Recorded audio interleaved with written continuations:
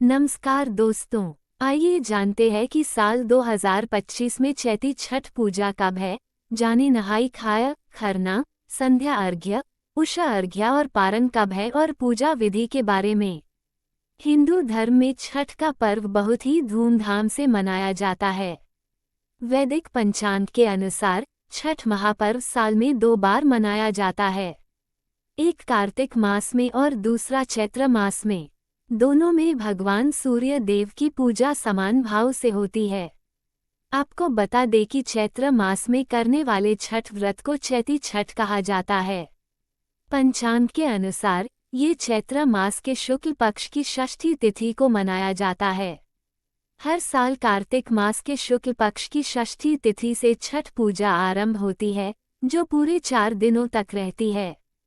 इस दिन महिलाएं अपनी संतान की लंबी आयु और अच्छे स्वास्थ्य के लिए करीब 36 घंटे तक निर्जला व्रत रखती है। इसे सबसे कठिन व्रतों में से एक माना जाता है।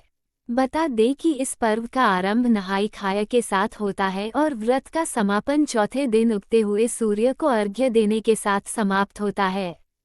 संतान सुख व संतान के दीर्घायु और घर परिवार में सुख समृद्धि व खुशहाली के लिए यह व्रत किया जाता है। कहा जाता है कि छठी मैया को भगवान सूर्य की बहन है, इसलिए इस दिन छठी मैया व भगवान सूर्य की पूजा की जाती है। आइए जानते हैं इस साल चैत मास में छठ पर्व कब से शुरू हो रहा है और कब समाप्त होगा।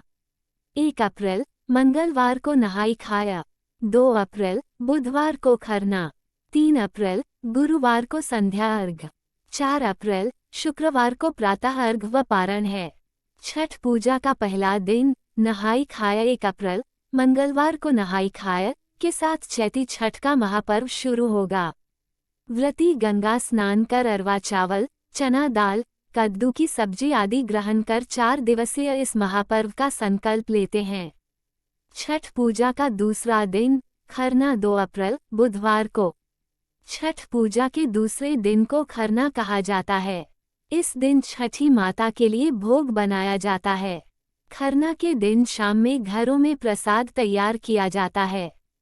व्रतियों ने गैस चूल्हों के अलावा परंपरागत मिट्टी और ईंट से बने चूल्हे पर आम की लकड़ी जलाकर प्रसाद तैयार करती है।